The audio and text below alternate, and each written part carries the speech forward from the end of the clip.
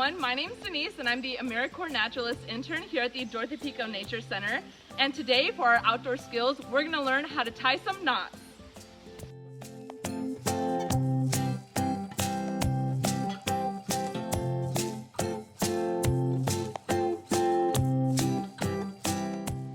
So what you're going to want to do is take a piece of rope from any part, whether it's in the middle of the rope or toward the end. You're going to want to feed the standing and working end through your thumb, in between your thumb and index finger. You're going to wrap the rope around your hand 3 times. You're going to take the loop that's closest to your fingers and put it in between the other 2. And now this new loop that's closest to your fingers will go up and over the other 2. And you're going to push it underneath and pull it through the middle. And then you'll start to see this loop forming on this end. And what you want to do for this is the alpine butterfly. You're going to dress and set the knot by pulling these 2 edges from the side up toward the loop.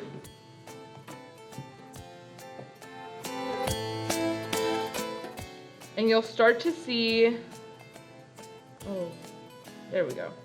You'll start to see that the 2 ends that you pulled up toward the loop become vertical to the loop, and then you'll have these 2 horizontal lines passing through the middle, and on the back you should see an X behind your loop there, and that's how you know that you've tied the alpine butterfly knot correctly, and you have also dressed and set the knot correctly.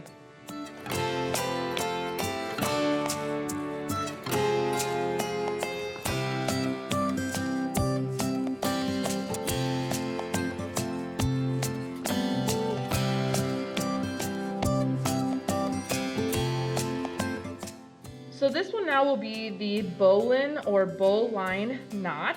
You're going to need a decent amount of rope for this one.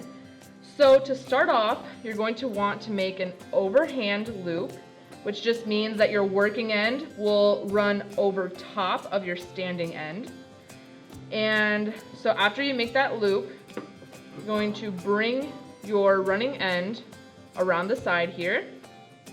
You're going to feed it under your loop and then over.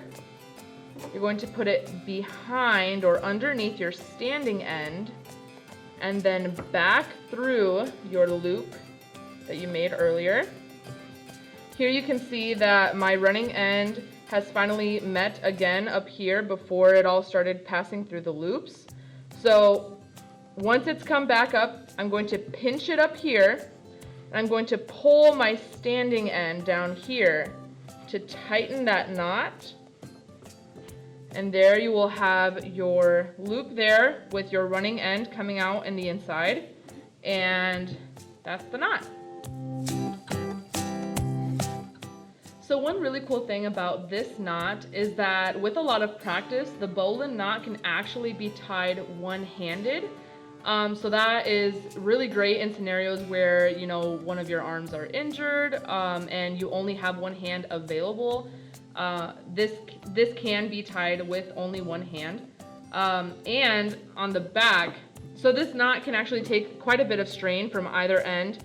But no matter how much strain you put on the knot, if you break the knot down here by simply pulling this end back, the knot will start to undo itself, and so it will never bind as long as you can break that bottom end.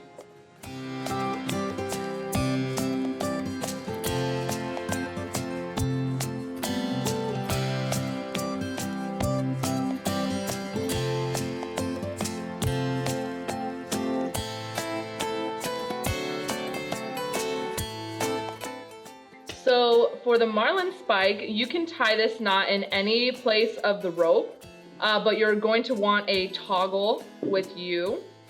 So what you want to do is you're going to grab the rope almost in a reverse fashion where your thumb is pointing toward you. you're going to pull the rope toward you, creating this loop here.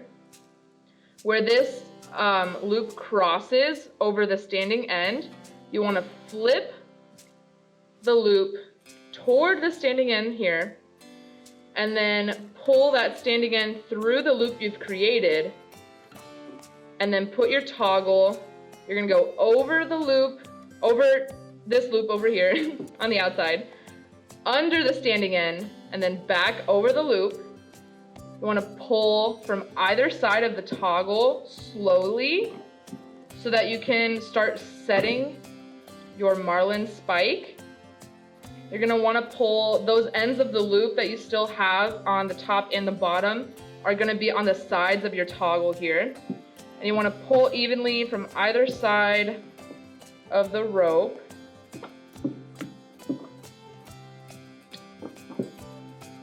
And there you have your marlin spike.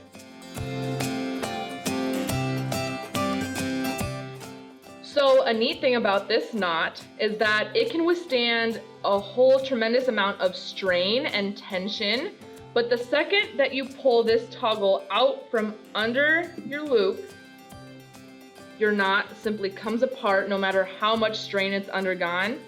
You don't have to worry about it binding to itself.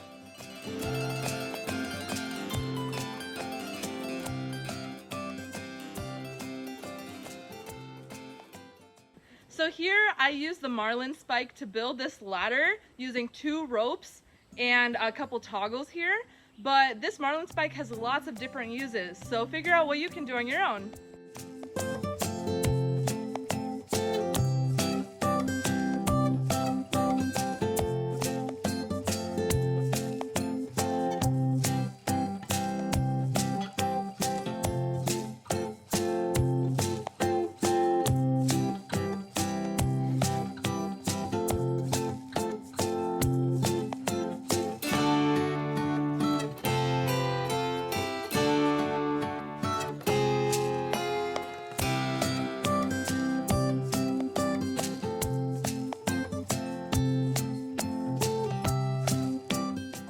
So if you only have 1 rope and you don't have any toggles, another way you can build a makeshift ladder is using the alpine butterfly knot and placing them in a row, in a series on that rope, and the loops will actually be able to hold your feet so that you can climb up the ladder or the rope.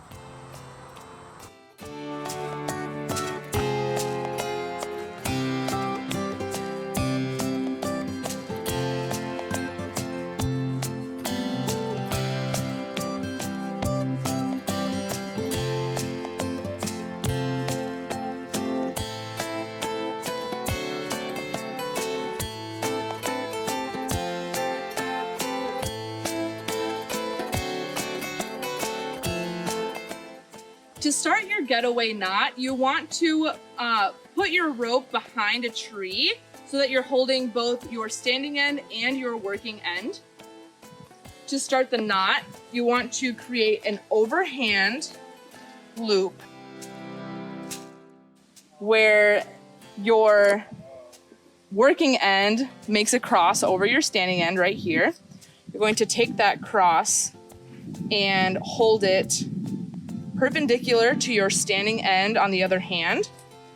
This extra piece of working end that you have left, you're going to feed it underneath down here, create a bite, and you're going to feed that through your loop here.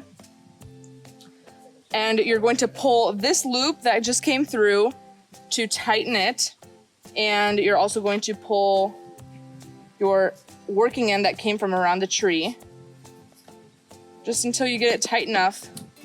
And then to finish tightening this knot, you want to pull this standing end as far as you can to finish tightening that rope.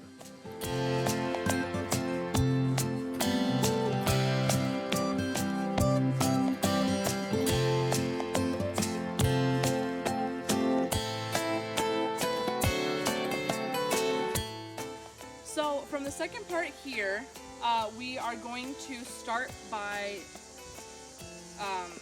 wrapping the rope around the tree. And then we're going to start a marlin spike with your right hand, and you're going to pull the rope in toward you to create that loop. Use your hand to grab the standing end of the rope there. And then what you need to do now, once you have that loop created, you're going to quickly pull away from you toward the tree to tighten that knot there. And now you're going to take this working end that you have around the tree, feed it through that loop. And here you can tighten your line there.